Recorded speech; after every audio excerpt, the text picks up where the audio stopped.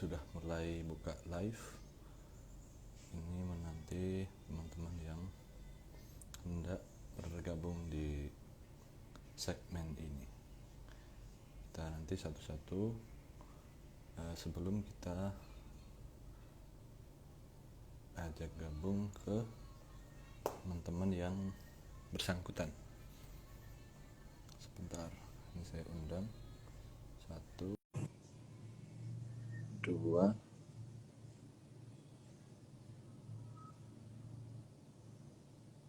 3. Assalamualaikum teman-teman semuanya. Alhamdulillah. Waalaikumsalam. Sudah bergabung 1, 2, 1 lagi. Kita tunggu Gus Ebit untuk datang ke sini. Sebelum kita mulai, kita cek sound dulu masing-masing. Suara aman, teman-teman semuanya. Tes. Suara aman ya? Saya. Iya, aman ya, aman. Ya, suara saya kedengaran. Kok katanya netizen suaranya kecil? Tes. Jelas ini. Oh, jelas. Bentar. Gus Ebit belum masuk. Kita undang lagi. Pak Rifan, suara gimana? Suara saya gimana? Aman? Halo. Tes aman Gus. Oke. Ini kita tunggu Gus Ebit ya. Gus Ebit biar masuk dulu. Ahlan wa sahlan kepada teman-teman semuanya yang datang. Kita sambil menunggu satu tamu undangan lagi. Sebentar ya. Tolong sabar menanti untuk suara saya kurang jelas. Serius, kurang jelas. Bentar. Tes. Halo. Masih kurang jelas? Apa Udah tak coba Gus, saya? udah jelas. Sama ini jelas mana? Sama ini jelas mana? Suara. Tes. Sama Gus. Jelas ini. Sama. Oh, jelas. Ya lumayan lah. Oke, berarti ini nggak usah pakai. Ini saya nunggu Gus Ebit ini. Belum bergabung. Waduh, kok sulit sekali dia bergabung. Bentar. Kita tunggu. Nah, alhamdulillah. Gus Ebit sekarang Masya Allah, Mufti. Mufti ini. makin mencorong gitu kalian. Oke, ini dapat kita mulai ya, Pak Ebit. Monggo Gus. Pak Ebit kayaknya suaranya Kurang keras. Monggo. Keras pun ya. Keras kan? Ini bahas kekerasan suaranya harus keras ini. Oke, saya mulai ya. Assalamualaikum warahmatullahi wabarakatuh, teman-teman semuanya yang ada di luar sana. Kembali lagi dengan saya, Iman Kafa di Santri Mengaji. Setelah sekian lama kita nggak nge-live bareng, akhirnya alhamdulillah ini kesampaian juga. Walaupun kita semuanya sedang berbeda jarak, yang saya di Jakarta, Mas Bapak di Kediri Lirboyo, Gus Rifan ada di Purworejo Jawa Tengah, dan Gus Ebit ada di Jember Jawa Timur. Nah, jadi pada sore hari ini tuh sebenarnya kita udah lama untuk merencanakan live bareng ini, karena ya memang temanya ini kita anggap sesuatu yang luar biasa gitu, bagus gitu, edukasi. Tapi ya karena cukup banyak uzurnya, diantaranya kemarin putrinya Gus Rifan sakit. Sekarang sudah sembuh putrinya Gus Rifan. Alhamdulillah Gus. Oh, alhamdulillah. Mohon doanya dari teman-teman semua. Ya. Amin. Dan juga kemarin saya dan Mas Bapak kalau setiap malam itu ada sekolah, dan Gus Ebit juga dengan kesibukannya sebagai mufti dan seterusnya. Akhirnya alhamdulillah di sore ini kita bisa nge-live bareng dengan situasi yang seperti ini. Nah, tema sore hari ini itu adalah konsep kekerasan dan pelecehan seksual dalam perspektif Islam, teman-teman. Jadi banyak sekali kemarin pas saya buka kolom usulan tentang apa tema yang hendaknya kita bawa, banyak sekali yang mengusulkan tentang ini.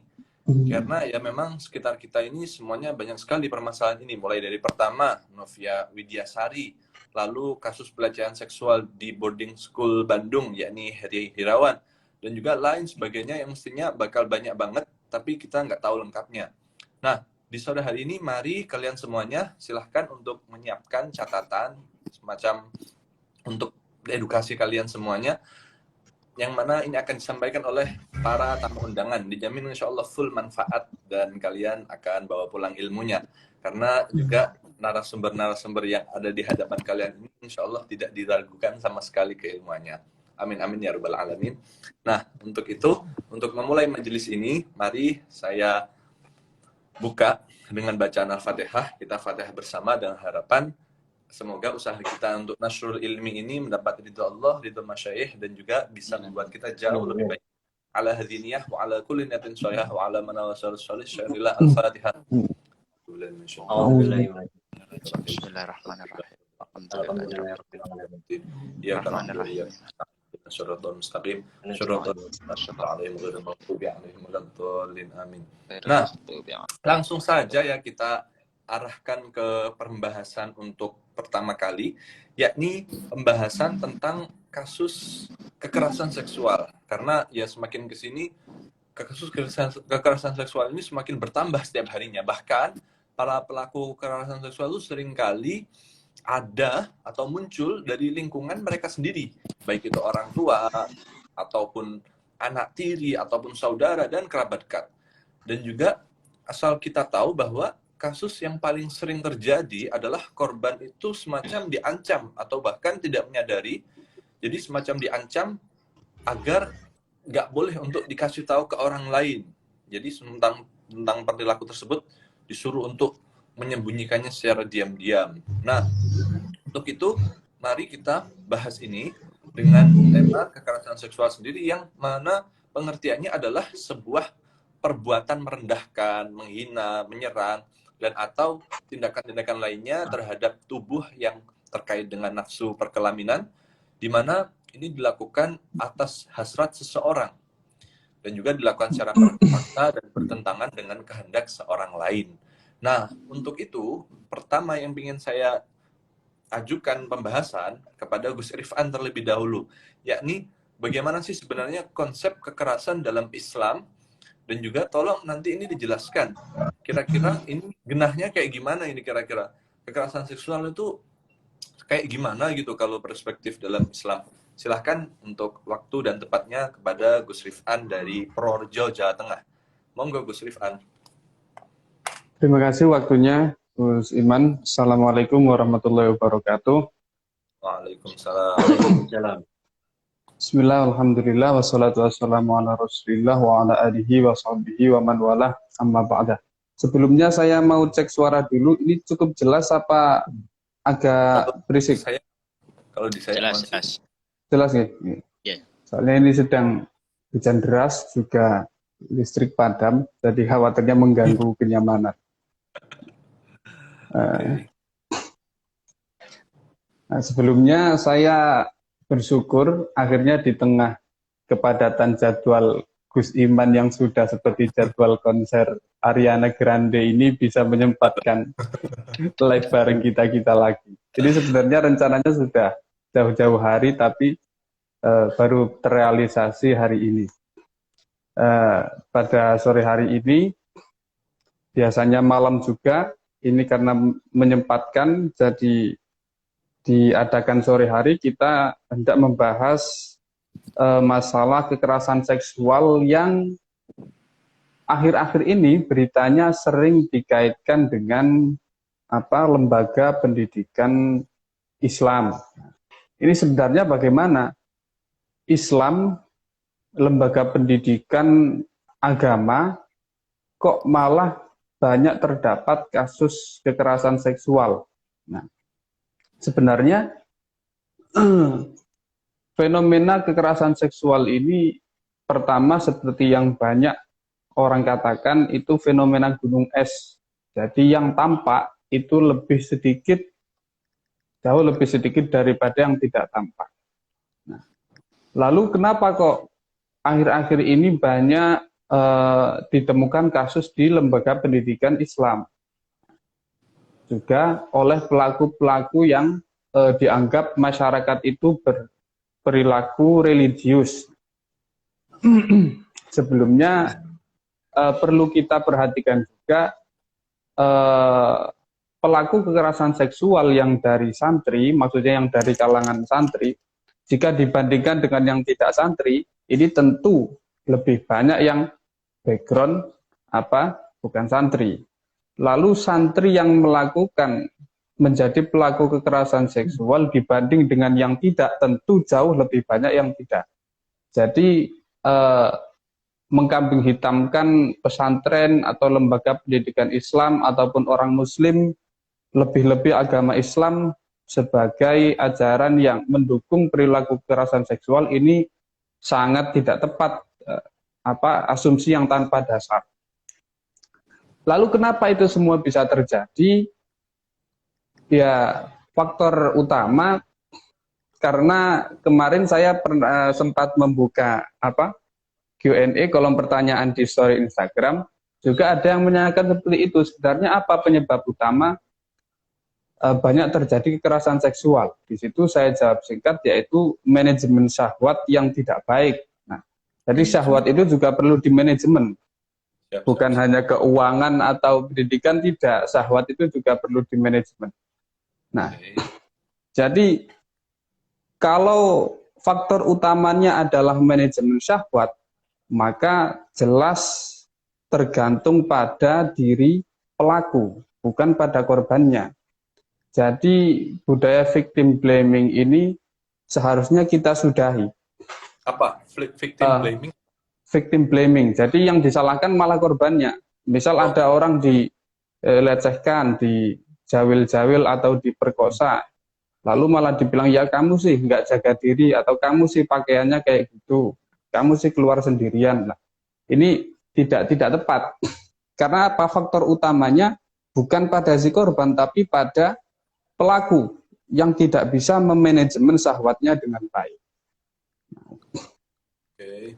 Mengenai manajemen syahwat ini, Rasulullah SAW pernah bersabda, "Maistati uminkumul ba'a falyatazawwaj." Nah, barang siapa di antara kalian kok mempunyai ongkos untuk menikah, maka menikahlah. Lalu oleh ulama ini disimpulkan, yaitu ini kesunahan bagi orang yang sudah taik. Taik itu ada dorongan syahwat untuk segera disalurkan. Nah, ini lebih baik untuk menikah dan juga mempunyai ongkos. Lalu jika tidak punya ongkos tapi sudah ada dorongan syahwat, bagaimana? Nabi memberi petunjuk bahwa untuk meminimalisir dorongan syahwat itu dengan berpuasa.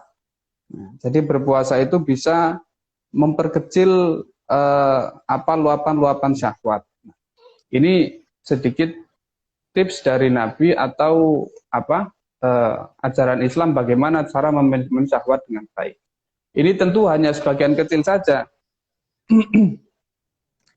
Selanjutnya mengenai tadi kita kembali ke victim blaming itu tadi, banyak orang yang berpendapat atau berhujah wanita atau korban, ya saya katakan wanita karena umumnya memang yang menjadi korban itu wanita karena secara fisik lebih lemah. Secara fisik memang lebih lemah. Nah, korban ketika mendapatkan pelecehan seksual atau kekerasan seksual, masih banyak orang-orang yang berpikir, kalau dalam bahasa Habib Ali Al-Jufri, berpikiran primitif. Artinya bagaimana? Mereka menyalahkan korban karena apa? Tidak menutup aurat dengan baik. Nah, ini mungkin menjadi satu hal yang menjadikan orang-orang mencurigai ajaran Islam. Karena yang mengatakan kamu tidak menutup aurat itu adalah orang-orang Muslim. Maka ini menjadi kecurigaan dari orang yang beragama Islam ataupun yang tidak. Itu mencurigai, ini bagaimana ajaran Islam kok seperti ini, malah menyalahkan korbannya. Nah, ini perlu diluruskan bahwa memang Islam itu mempunyai aturan dalam berpakaian baik bagi laki-laki ataupun perempuan. yaitu adalah untuk menutup aurat dan juga bukan hanya menutup saja, tapi menutup dengan pakaian yang tidak tidak menimbulkan syahwat. Karena apa? Ada yang menutup aurat, tapi ternyata entah dari bahan atau dari bentuk pakaiannya itu mengundang syahwat. Contoh menutup menutup aurat tapi memperlihatkan lekuk tubuh. Nah, sangat ngepres. Nah, jadi kewajibannya adalah menutup dan juga tidak mengundang syahwat, atau menutup dan juga tidak memperlihatkan lekuk tubuh. Nah, ini memang ada aturan seperti itu, tapi ini adalah aturan yang terjadi antara hamba dengan Tuhannya, antara seorang muslim dengan Tuhannya. Artinya apa? Ketika ada orang Islam yang itu merupakan kewajiban. Jelas guys. Ini jelas ya guys ya? Aman. Oke. Artinya ketika ada orang yang tidak menutup aurat, itu urusan dia dengan Tuhannya. Dalam arti muslimah memiliki kewajiban menutup aurat, muslim juga memiliki kewajiban memejamkan pandangan. Artinya tidak memandang kepada selain mahram tanpa ada hajat. Nah, maka tidak ada urusannya orang itu tidak menutup aurat dengan lalu dia dilecehkan. Itu tidak ada talazum kalau bahasa fikihnya, atau tidak ada kesinambungan.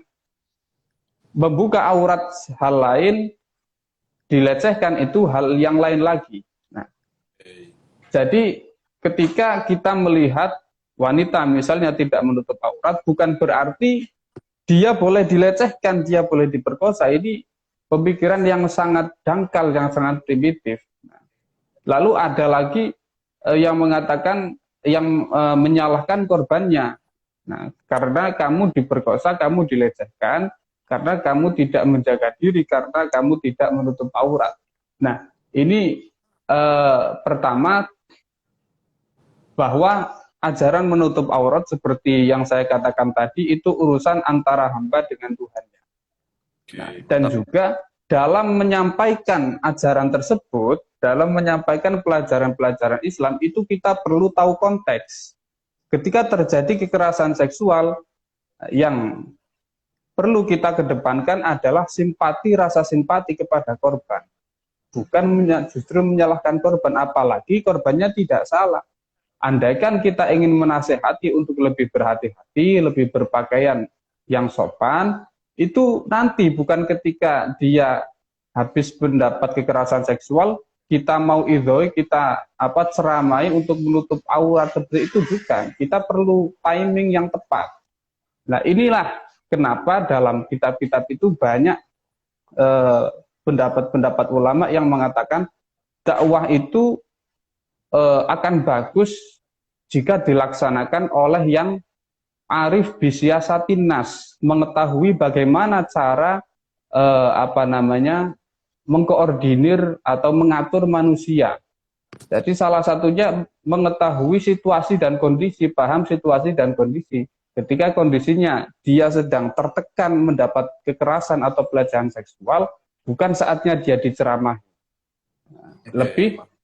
Nah, seperti itu. Lalu yang kedua, barangkali bagi yang pernah belajar fikih, ada pikiran bahwa orang yang membuka auratnya, lalu dia diperkosa, itu dia juga mendapat dosa dari perkosaan tersebut. Nah, karena apa? Dia mengundang syahwat, sengaja membuka aurat, nah, yang mengakibatkan mengundang syahwat, lalu dia diperkosa. Nah, ini mungkin berangkat dari logika i'anah alal maksiat kalau di kitab-kitab fikih. Bagi yang belum tahu, di kitab-kitab fikih itu dijelaskan bahwa sebenarnya wajah itu bukanlah aurat wanita.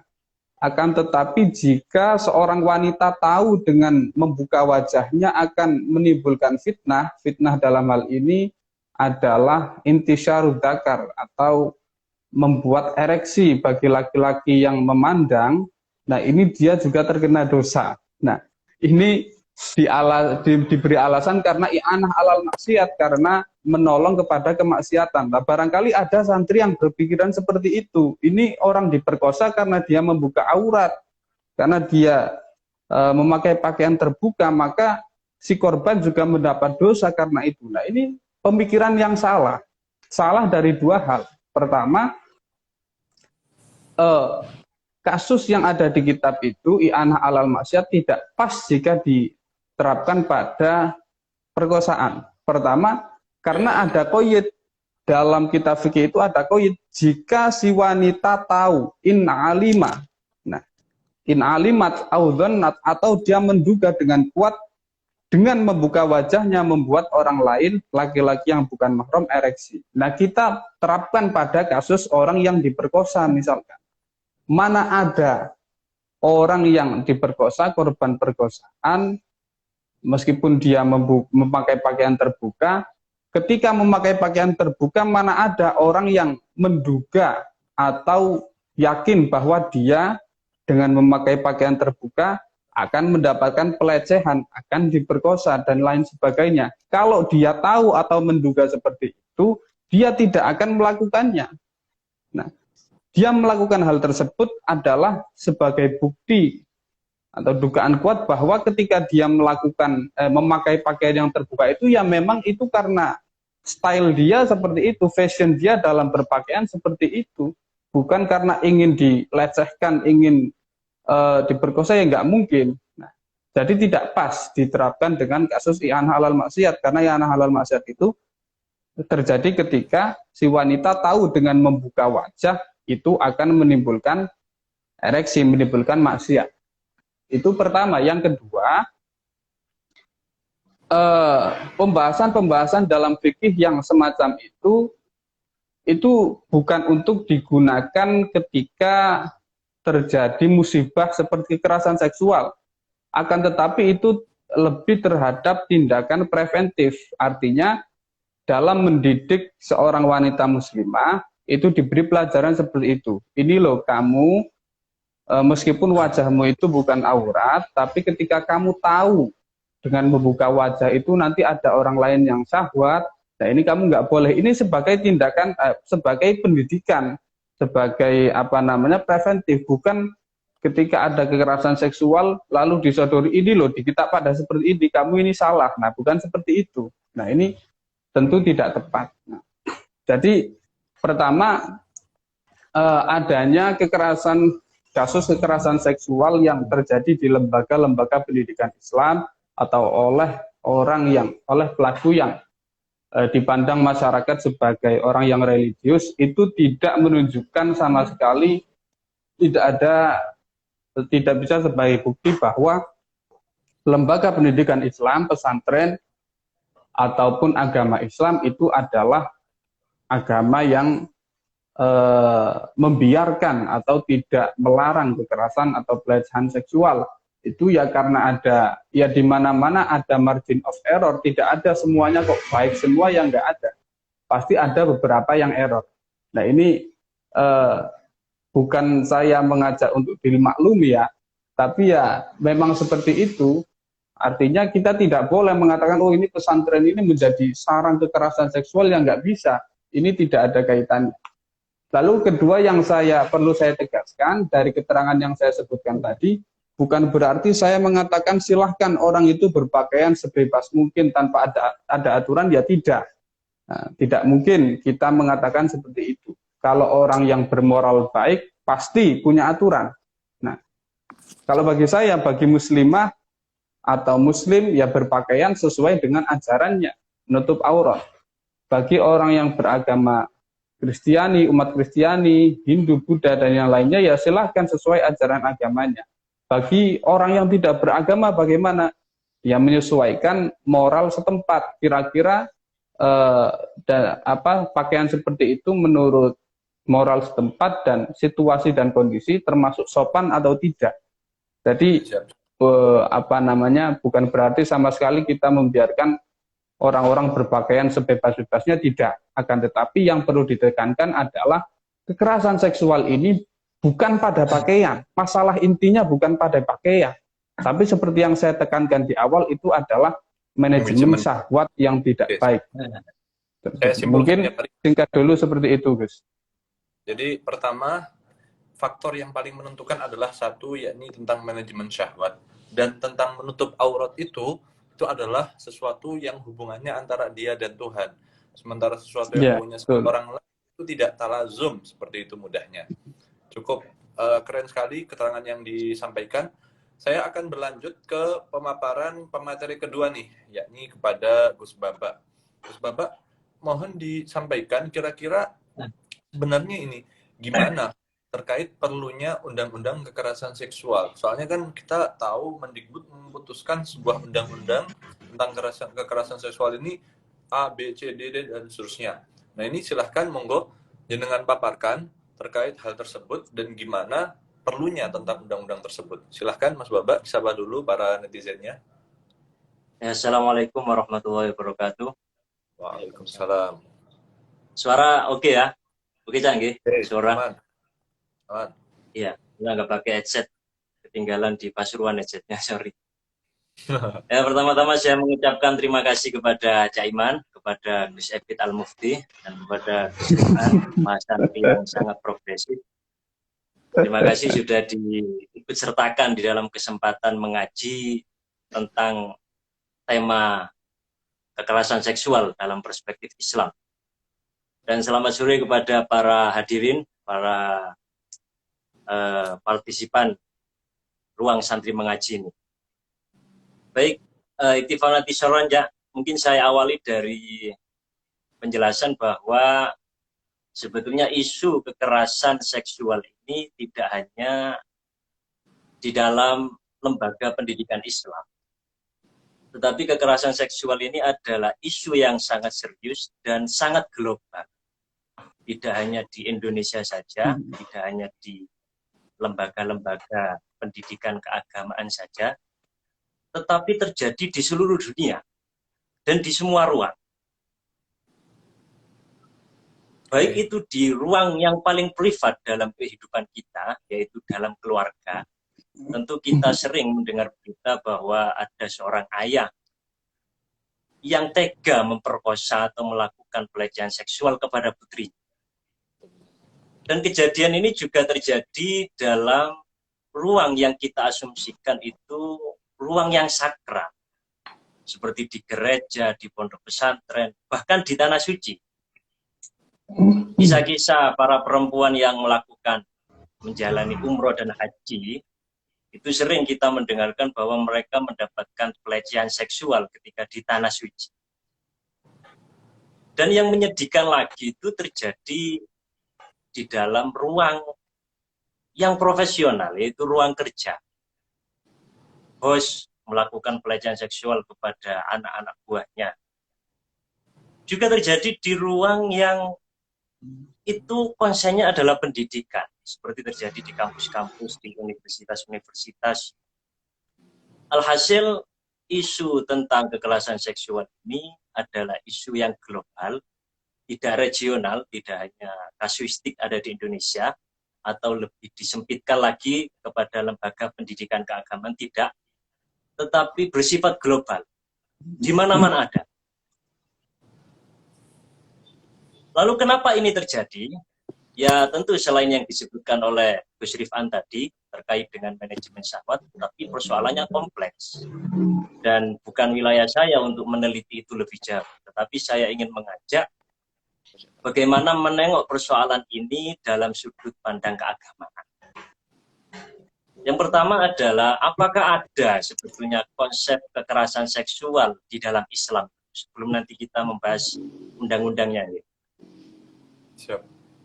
Ya, jawabannya tentu ada konsep kekerasan di dalam Islam. Dan ada beberapa ayat Al-Quran yang bisa kita renungkan terkait dengan persoalan ini. Di dalam literatur Islam, pelecehan seksual itu dikategorikan sebagai al-idha, menyakiti. Al-idha itu menyakiti. Ya karena pelecehan seksual itu kan menimbulkan kesakitan dan penderitaan pada korban. Sehingga kalau itu termasuk perbuatan idha. Kenapa? Yang dijawil itu kesakitan. yang dijauhi Ya meskipun Perasaannya tidak sakit, secara fisik, tetapi psikis bisa gitu. menimbulkan traumatik. Ya, traumatik. Dan itu justru efeknya lebih berkepanjangan daripadanya sakit secara fisik. Alida, sehingga di dalam literatur Islam klasik ini secara garis besar tidak ada pembahasan spesifik apa itu kekerasan seksual. Tetapi secara garis besar itu adalah al-ida, perbuatan menyakiti karena menimbulkan kesakitan dan penderitaan, baik secara walaupun secara psikis verbal. maupun secara fisik. Secara verbal juga. Bahkan kan kata-katanya orang-orang bijak itu lidah lebih tajam daripada pedang, kan begitu ya. Oke, mantap. Lanjutin. Itu termasuk ida, dan itu perbuatan minal kabair, ida itu termasuk dosa besar. Di dalam literatur Islam klasik memang perbendaharaan kosakata pelecehan seksual sejauh ini saya tidak menemukan. Tetapi secara garis besar itu bisa kita konsep sebagaimana keharaman al-ida, berbuat menyakiti kepada orang lain. Tetapi di dalam pembahasan ulama kontemporer juga diserap di dalam kamus Arab modern, pelecehan seksual ini punya istilah yang khusus. Pelecehan seksual ini diistilahkan dengan at-taharrush al-jinsi. Jadi at-taharrush al-jinsi itu berbuat at-taharrush al-jinsi. Itu adalah istilah yang khas yang dimunculkan oleh bahasa Arab modern, kemudian diadopsi oleh para ulama kontemporer untuk membahas persoalan ini di dalam sudut pandang keagamaan. Nah tentu at-taharrush al-jinsi ini yang menurut bahasa Arab modern itu sesuai secara konsep dengan al-ida. Pada intinya adalah minal kabair, termasuk perbuatan yang haram. Nah, beberapa ayat Al-Quran yang dijadikan sebagai renungan untuk melihat dengan jernih pada kasus yang kita bahas ini adalah di surat An-Nur itu. Qul lil mu'minina yaghuddu min absharihim wa yahfadzu furujahum dzalika azka lahum innallaha khabirum bima yasna'un wa qul lil mu'minati yaghuddna min absharihinna wa yahfadna furujahunna wa la yubdina zinatahunna illa ma dhahara minha. Nah, di dalam dua ayat ini, ayat 30 dan 31, itu ada dua poin yang paling penting. Yaitu adalah kata kunci yaghuddu dan yaghdudna. Yaghuddu itu menundukkan kepala atau menundukkan penglihatan, sementara itu diperuntukkan bagi laki-laki. Yaghuddu itu mudzakkar, jamak mudzakkar. Sementara yaghdudna itu adalah menundukkan penglihatan atau menundukkan kepala yang diperuntukkan kepada perempuan, karena itu jamak muannas, yaghdudna. Nah, pada intinya ayat ini menjelaskan bagaimana interaksi sosial dengan lawan jenis itu interaksi yang berdasarkan kehormatan dan beradab. Maka di dalam ayat ini orang mukmin itu diharapkan ketika melakukan interaksi sosial, terutama dengan lawan jenis, itu interaksi yang terhormat dan beradab. Nah, bagaimana interaksi yang terhormat dan beradab itu? Yaitu dengan ghaddul basar atau menundukkan kepala. Jangan sampai kita memandang lawan bicara kita, terutama yang berbeda jenis, itu dengan pandangan birahi, pandangan hasrat seksual, pandangan erotisme dan seterusnya. Itu tidak sopan. Ya karena satu sama lain, apapun jenis kelaminnya, itu sama-sama manusia. Dan Islam itu mengajarkan konsep menghormati semua manusia. Sebagaimana dalam ayat, walaqad karramna bani Adam. Nah, itu kan Tuhan itu memuliakan anak-anak cucu Adam. Nah, bagaimana memuliakan dan menghormati ini tentu harus diterjemahkan dalam semua aspek kehidupan, termasuk di dalam interaksi dengan lawan jenis. Kita harus berinteraksi secara terhormat.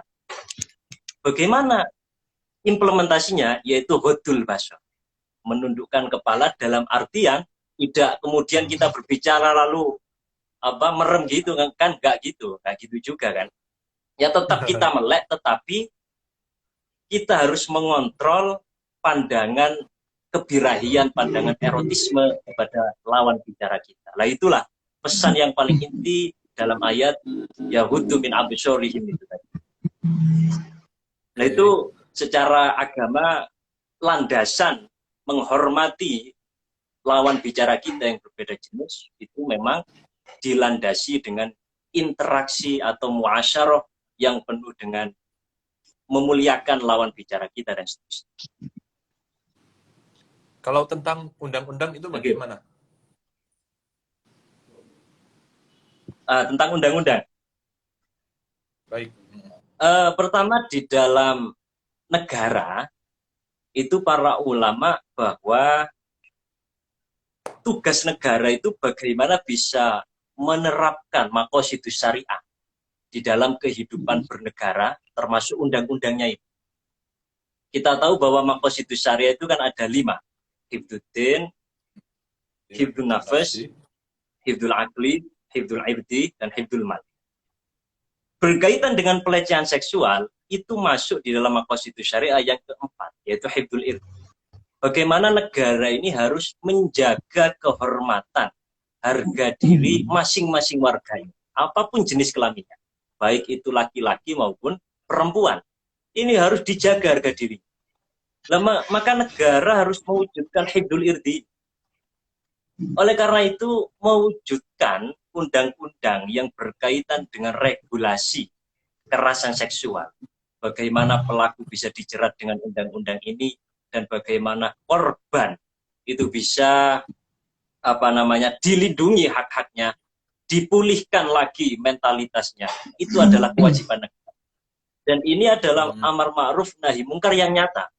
Jadi tidak hanya teriak-teriak takbir, tetapi kita harus juga berusaha mewujudkan undang-undang yang selaras dengan maqasidus syariah.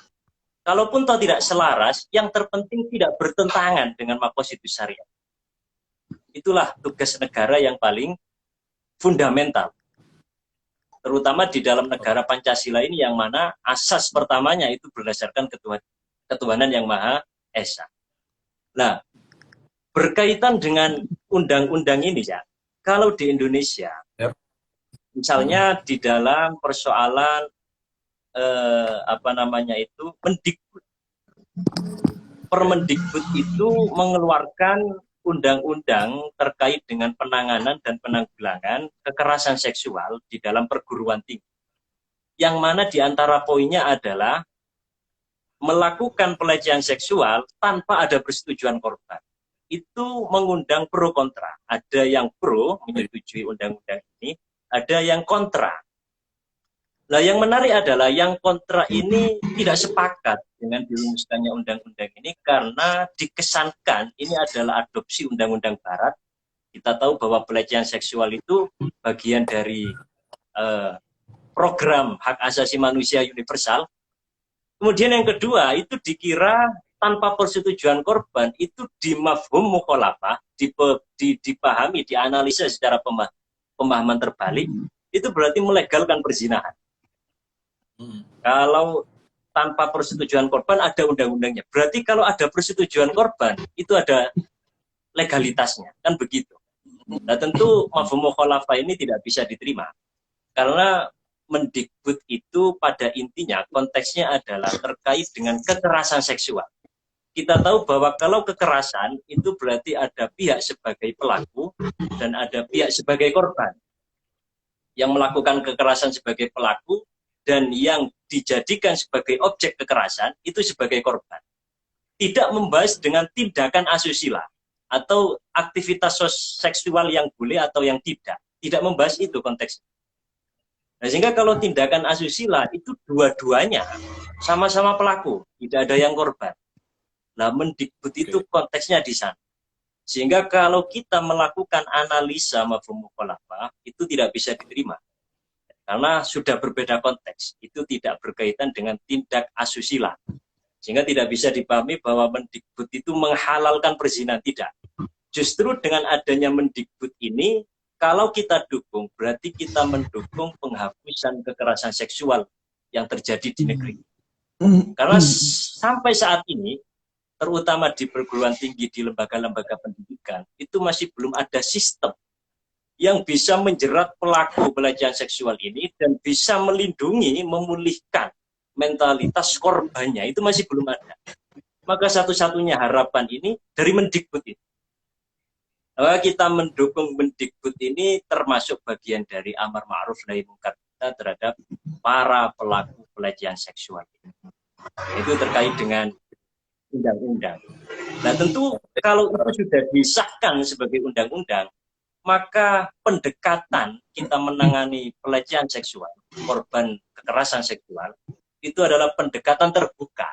Karena kan dilaporkan, bukan pendekatan tertutup. Sementara ini budaya kita, itu ketika ada seorang wanita dilecehkan, dijadikan sebagai objek kekerasan seksual, maka kita itu tidak mengatasinya, kita menutup-nutupinya. Kalaupun toh kita mengatasinya itu secara tertutup, jangan sampai ada yang tahu, kan begitu. Itu pendekatan secara tertutup. Kenapa begitu? Karena budaya kita itu masih memandang bahwa men-speak up atau mengemukakan kasus kekerasan seksual itu termasuk membongkar aib seseorang, terutama pihak korban. Sama dengan persoalan COVID, itu budaya kita dulu. Itu ketika ada orang kena COVID, itu budaya kita kan menutup-nutupi. Karena COVID ini dianggap sebagai aib. Nah tentu ini kalau dibiarkan, akan berakibat efek yang berkepanjangan. Oleh karena itu di dalam mengangkat atau memblow up kasus pelecehan seksual ini, tentu kita harus menimbang maslahat dan mafsadah. Kalau memang ditutup-tutupi justru madorot kepada perempuan yang menjadi korban kekerasan seksual itu, maka ya jangan sampai dilakukan itu, jangan sampai diteruskan. Tetapi kalau justru mengemukakan, dilaporkan kepada pihak yang punya otoritas menangani persoalan ini, dan itu ada maslahat supaya terjadi hukuman-hukuman terhadap para pelaku, supaya yang lain itu juga tidak berani karena ada hukuman yang jelas, maka ini ada maslahat. Nah ini sebaiknya yang harus dilakukan. Jangan kemudian budaya menutup-nutupi ini kita ugemi sehingga mengakibatkan doror kepada korban seksual ini. Oleh karena itu, di antara yang paling inti di dalam menangani kekerasan seksual, itu sebagaimana yang disampaikan oleh Gus Ripan, bukan hanya penampilan perempuan itu yang menarik, tetapi harus ada undang-undang yang bisa meminimalisir terjadinya tindak kekerasan seksual. Jadi bisa saya simpulkan dari apa yang disampaikan itu berhubungan dengan Undang-Undang Kemendikbud, itu disampaikan bahwa undang-undang tersebut menurut pandangan syariat itu dirasa sudah merupakan sebuah bentuk tindakan yang sekiranya mengambil sebuah kemaslahatannya memang seperti itu ya. Dan juga dari yang lain, undang-undang tersebut itu sudah memberikan langkah penindakan kepada orang-orang yang melakukan kekerasan seksual tanpa mengenyampingkan paham bahwa orang-orang yang melakukan sebuah tindakan suka sama suka itu dilegalkan oleh undang-undang, tidak, tapi yang ditindak oleh agama adalah, yang ditindak oleh undang-undang adalah yang sekiranya ada sebuah perlawanan gitu ya. Sementara yang sama suka itu bisa dibilang belum ada itu, tidak dilegalkan oleh undang-undang, tapi belum ada sebuah tindakan lebih lanjut. Tapi minimal dengan adanya sebuah penindakan undang-undang ini sudah bisa menyelamatkan orang-orang yang awalnya tidak mau speak up, akhirnya jadi speak up. Begitu ya, Mas Baba ya? Oke. Ya, terima kasih kepada Mas Baba. Untuk berikutnya, ini kepada Gus Ebit. Gus Ebit gimana? Masih on ya? On, Gus. Oke. Nah, Gus Ebit, ini berarti untuk pertanyaan buat jangan. Berikutnya, untuk edukasi kekerasan seksual ini sebenarnya harus kayak gimana gitu? Apa yang perlu masyarakat ketahui terkait ini? Barangkali nanti juga bisa menyampaikan apakah di zaman Nabi juga terjadi hal-hal yang demikian. Silakan Gus Ebit. Mohon maaf tadi kita lakukan secara bergantian, barangkali bosan menunggu ya Gus Emin. Oh, enggak, siap. Enggak apa-apa, Gus. Sudah terlalu biasa menunggu ini, saya ini. Oke deh. Jadi, Assalamualaikum warahmatullahi wabarakatuh. Waalaikumsalam. Sebelumnya kami ucapkan terima kasih kepada para hadirin. Tercatat sekarang ada 262 hadirin nih. Dan juga tidak lupa saya ucapkan terima kasih kepada Gus Iman selaku penyelenggara, serta Gus Faurok selaku dosen Mahat Ali.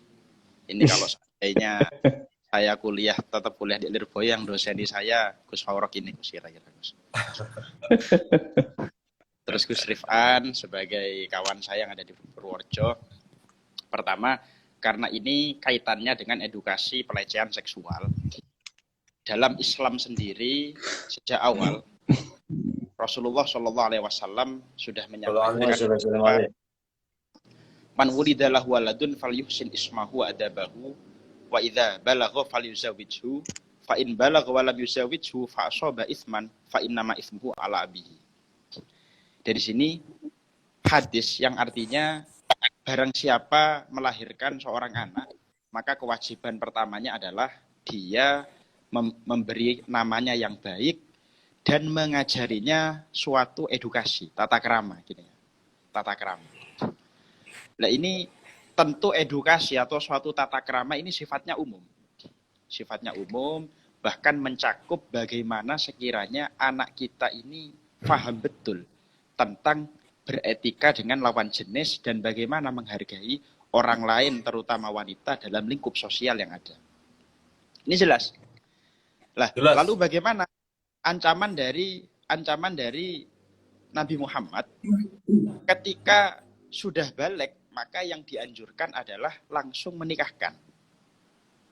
Sebab nopo? Sebab ini menurut Rasulullah satu-satunya solusi, gitu ya. Ketika orang sudah balik, dorongan seksualnya, dorongan ketika melihat lawan jenis tentu lebih besar daripada ketika dia sebelum balik. Dan ini merupakan fitrah manusia. Fitrah manusia ketika sudah balik dia ada kecenderungan pada lawan jenis. Makanya di sini dianjurkan untuk menikah. Lalu ketika masih belum siap menikah, misalnya seperti yang dijelaskan oleh Gus Rifan tadi, bahwa misalnya biayanya kurang atau masih belum siap secara mental dan lain sebagainya, ini berpuasa. Cuman poin yang paling penting, bagaimana sekiranya anak kecil itu atau orang ketika balik, anak kecil ini diajari bagaimana mereka berinteraksi dengan orang lain dan batas-batas apa yang bisa dilakukan oleh dirinya yang layak dalam tatanan masyarakat. Misalkan, mohon maaf, kalau kita tahu ada orang nongkrong-nongkrong, terus kok ada orang kudungan, kita mengatakan, orang yang nongkrong mengatakan, Assalamualaikum ukhti, itu loh ya. Lah ini kan, mohon maaf, kelihatannya itu kalimatu haqqin urida bihal batil, gitu loh ya.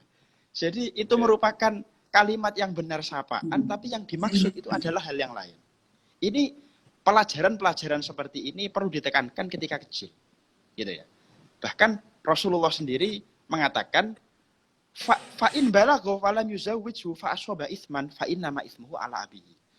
Ketika dia sudah balik, gitu ya, kok dia melakukan maksiat, dalam arti ini melakukan pelecehan, maka dosanya tidak cuman orang tersebut yang nanggung anaknya, tapi juga orang tuanya. Sebab apa? Sebab orang tua sejak awal tidak memberikan edukasi. Itu pertama ya Gus. Jadi Islam memang mewanti-wanti. Yang kedua, akhir-akhir ini semenjak kasus itu ya, bunuh dirinya Novia Widyasari itu ya. Novia Widyasari yang dilecehkan oleh orang Pasuruan itu kalau nggak salah. Itu Pasuruan ya, banter. Nah itu yang kami pahami di sana banyak sekali bertebaran kata-kata orang yang mengatakan protect your daughter, tapi itu di-shred. Yang diisi adalah educated your son. Jadi mohon maaf kalau Inggrisnya nggak terlalu lancar ya, nggak bisa bahasa Inggris. Jadi ini menurut saya memang dimaksudkan sebab apa? Sebab untuk saat ini yang paling harus digencarkan itu adalah bagaimana mendidik generasi muda, khususnya seorang laki-laki, faham tata norma ketika dia berhadapan dengan wanita. Sebab ini saat ini sudah mengalami krisis yang sangat besar. Ya. Barangkali nanti Gus Rifan bisa menyertakan datanya kalau ada. Tapi apa? Tapi terus terang saja, Islam sendiri ini sebenarnya mencakup terhadap duanya, gitu ya. Bukan hanya sebatas educate your son, tapi apa? Tapi juga terhadap itu protect your daughter. Sebab seperti tadi, seperti dijelaskan dalam ayat itu ada yahuddu min absorihim sama ada yahdudna min absorihinna. Ini kan ada dua aspek ini ya. Jadi memang yang dijaga itu adalah laki-laki dan juga yang menjaga adalah orang perempuan. Bahkan mohon maaf, kalau dalam hadis itu juga dijelaskan khusus pada orang perempuan, ini ya, khusus pada orang perempuan, di sana dijelaskan ayyumam ra'atin istaqtarat summa kharajat fatamurru ala qaumin liyajidu rihaha fahiya zaniyah. Jadi di sini ini bukti ya kalau apa perempuan ya jangan mancing-mancing. Istilahnya gitu ya. Jadi apa? Perempuan juga jangan mancing-mancing. Sebab apa? Sebab kalau dalam hadis itu dijelaskan yang artinya kalau ada orang perempuan pakai wewangian yang sangat wangi, tujuannya supaya dinikmati atau dirasakan oleh orang yang lawan jenis, maka dalam hal ini dia dianggap sebagai orang yang menawarkan dirinya untuk dilecehkan. Nah ini jadi yang pertama, yang perempuan juga paham betul di mana dia ada di posisi di mana sehingga dia bisa bersikap dan berpenampilan apa ala kadarnya. Yang kedua, sama laki-laki juga oleh Islam dianjurkan bagaimana sekiranya dia tidak menempati ruang-ruang yang mana di sana rawan sekali. Dia terdorong untuk melakukan sebuah hasrat pelecehan. Kami barangkali kalau dalam kitab Ihya Ulumuddin itu kan dijelaskan bahwa kita boleh untuk melakukan hisbah, melakukan amar ma'ruf nahi mungkar pada orang-orang yang nongkrong, yang duduk di sekitar hamam, di sekitar padusan anget. Kalau zaman dulu itu kan hamam pemandian ya. Kalau zaman dulu ini kan pemandian ini merupakan tempat yang sangat strategis untuk melihat wanita dan lain sebagainya. Ini kan kalau zaman dulu loh. Lah ini kalau dalam Ihya Ulumuddin itu dijelaskan ketika ada laki-laki kok nongkrong di jalan sekitar situ, maka wajib bagi orang lain untuk menghisbah atau menahi mungkar terhadap tindak perbuatannya. Padahal dia kan secara zahir tidak melakukan kemungkaran.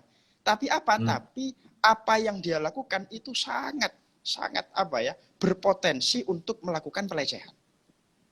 Ini ya. Jadi dari sini kalau saya boleh baca ibarat sedikit ya. Kawuku fil ahdath ala abwa bihamamatin nisa lin nadri ilaihinna inda dukhul wal khuruj. Fa innahum wa illam yudayyiku at-tariq li sa'atihi fatajuzu al-hisbah alaihim bi iqamatihim minal maudi' wa man'ihim anil wuquf bitaknif wa dorbi. Itu ya. Bahkan di sini walaupun dengan cara kekerasan mengalihkan orang yang nongkrong laki-laki yang itu ya berpotensi untuk melakukan pelecehan, ini walaupun bitaknif wa dorbi tidak apa-apa. Ini salah satu bentuk protek dari Islam. Lalu selanjutnya, kalau ada salah satu pihak yang mengatakan, loh, bukannya Islam sendiri terkait kekerasan seksual melegalkan memukul pada istri, kan gitu ya? Kalau dalam hadis itu kan, lah ini orang yang berkata demikian tentu hanya mempelajari hadis hanya sebatas zahirnya saja. Jadi apa? Jadi maksud memukul, maksud dorbu itu kan kalau dalam hadis bahkan di kitab-kitab fikih itu adalah dorbu yang ghairu mubarrih. Pukulan yang tidak sampai berefek atau menimbulkan hal-hal yang sangat mendalam pada seorang wanita. Bahkan Ibnu Abbas ya. Ibnu Abbas ketika ditanyai tentang ini, ma'ad-darbu ghairul mubarrah. Apa yang dimaksud dengan pukulan yang tidak menyakiti? Itu bagaimana? Ternyata jawabnya Ibnu Abbas qala bisiwak wa nahwihi. Bisiwak wa nahwihi. Jadi pukulannya itu cuma menggunakan siwak. Kita tahu sendiri siwak ini kan seperti pasta gigi, odol itu seperti pasta gigi itu ya. Mas Bapak Seperti itu biasa. itu. Insya Allah ini Dipukul pakai ini ya? efek diaman nggak jadi ini. Jadi mukulnya itu pakai siwak versinya Ibnu Abbas. Kalau kita lihat saja ya, orang ketika mukul pakai siwak ini sebenarnya niatannya Kanjeng Nabi itu hanya sebatas apa? Sebatas bagaimana menunjukkan rasa amarah atau bagaimana sekiranya seorang laki-laki, suami sebagai pemimpin keluarga itu disegani. Itu saja. Bukan berarti ini merupakan dalil atas wewenang laki-laki untuk berbuat sewenang-wenang pada wanita. Bahkan kalau dalam mana namanya At-Tahrir wa Tanwirnya Ibnu Asyur itu ya. At-Tahrir wa Tanwirnya Ibnu Asyur di sana dijelaskan. Sebenarnya pencantuman adanya memukul dalam konteks hadis dan lain sebagainya pada konteks suami istri itu untuk mengakomodir lingkungan-lingkungan yang mana di sana menuntut untuk lingkungan yang keras, misalkan Badui, itulah ya. Ternyata kalau dalam Tahrir wa Tanwir itu apa? Orang Badui itu nggih, perempuan orang Badui ketika dipukul ini seolah-olah nganggep biasa. Bukan sebagai hal yang dilecehkan. Lagi-lagi tentu kita ketika mentakrifi pelecehan ini sangat bergantung pada uraf atau pada tradisi yang berlaku di lingkungan setempat.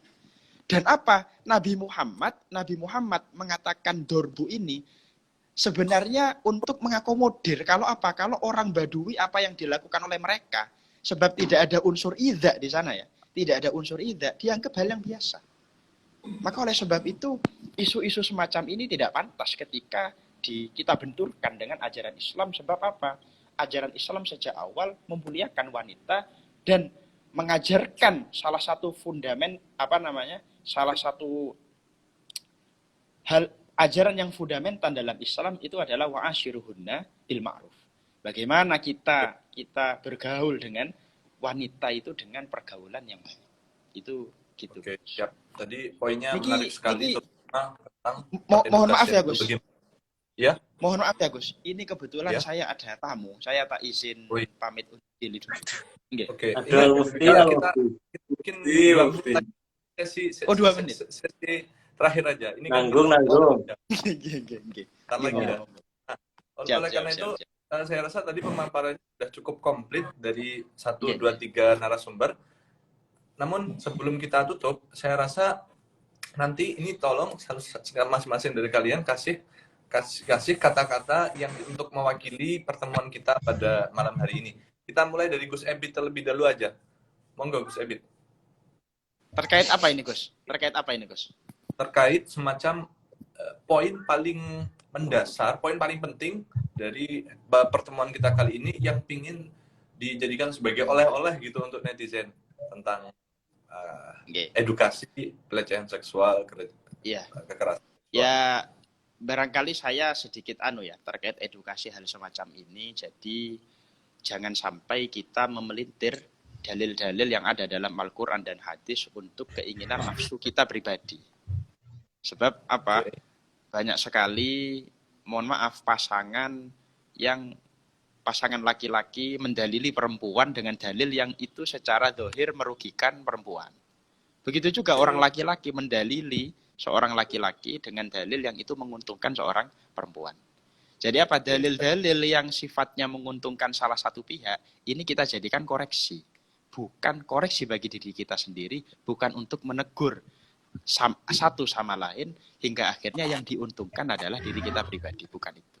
Itu barangkali itu saja. Ya, tadi Gus Faruk, monggo. Oke.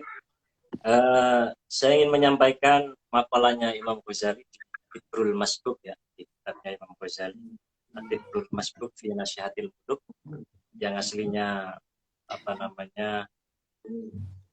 bahasa Persia kemudian diterjemahkan Arab sama murid-muridnya beliau. Beliau mengatakan begini di dalam Masmurnya itu, saya catat, yang baik antanduro salah sata asya'a bi'ainin salasa. Seharusnya jika engkau melihat 3 hal, lakukan dengan 3 cara pandang. Wahya antanduro al-fuqara'a bi'ainit tawaddu' la bi'ainit takabbur. 1, melihat orang-orang miskin, pandanglah dengan mata rendah hati. Wa antanduro al-aghniya'a bi'ainil nushi la bi'ainil hasad.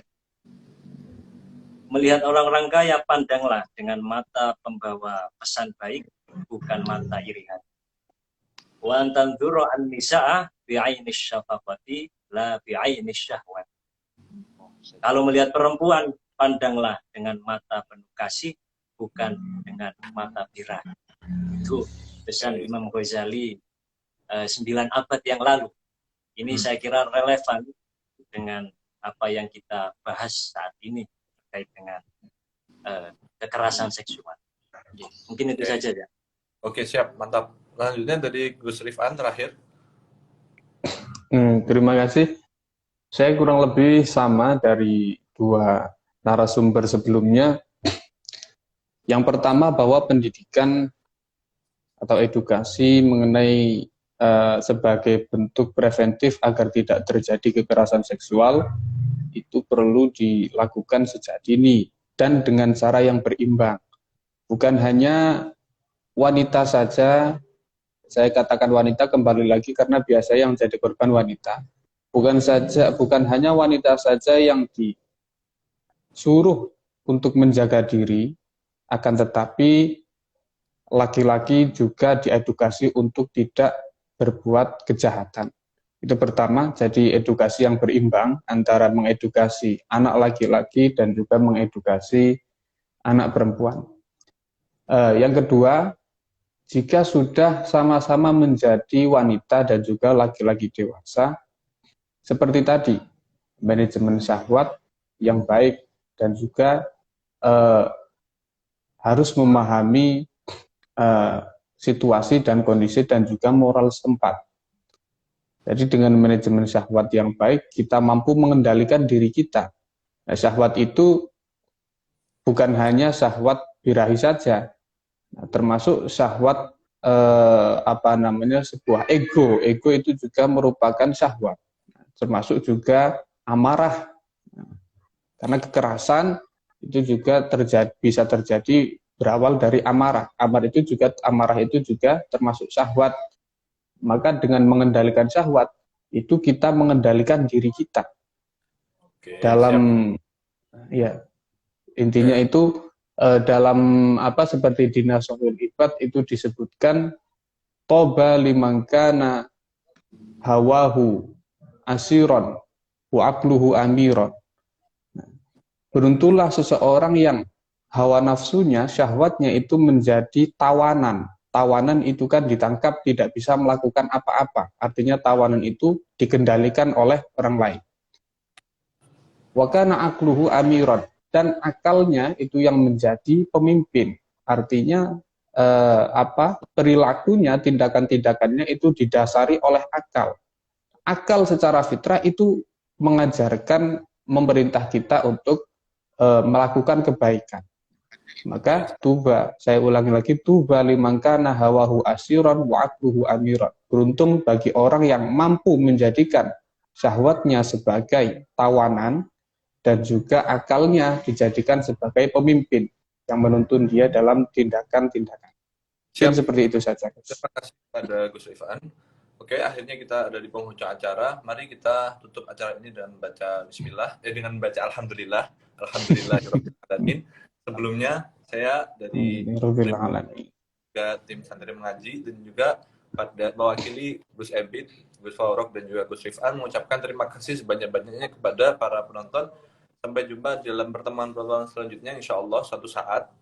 Dari kami mohon pamit, sekian. Assalamualaikum warahmatullahi wabarakatuh. Sebelumnya terima kasih lagi buat para narasumber. Matur nuwun, Gus. Ya, sami. Gus Ebit buru banget kayaknya. Matur nuwun, sami-sami Gus. Sawanan semangat Aryo.